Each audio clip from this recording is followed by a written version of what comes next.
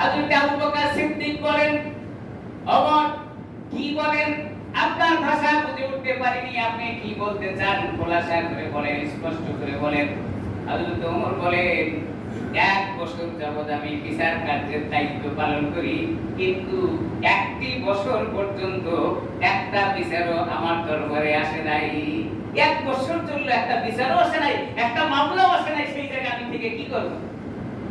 1 বছর বিচার হয় না, মামলা আসে না, এরকম পৃথিবীর কোন দেশ আছে নাকি যে 1 বছর পর্যন্ত কোনো মামলা হয় নাই? প্রতিদিনই হাজার হাজার মামলা হয়। আর হযরত ওমর ফারুক রাদিয়াল্লাহু তাআলা বিচার কার্যে বসার সময় 1 বছর অতিক্রম করেছেন, কোনো বিচার আসে নাই।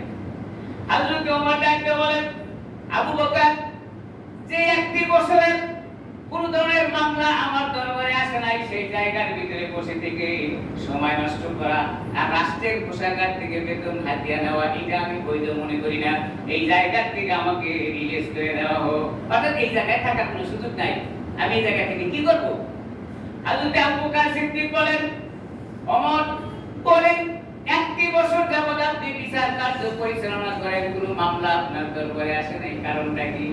হযরত ওমর বলেন, আমার ধারণা হয় মানুষ মানুষের প্রতি সহানুভূতি দেখায়, মানুষ মানুষকে মাফ করে দেয়, মানুষ মানুষের কল্যাণ চায়, যার কারণে মানুষ আমার দরবারে বিচার নিয়ে আসে না।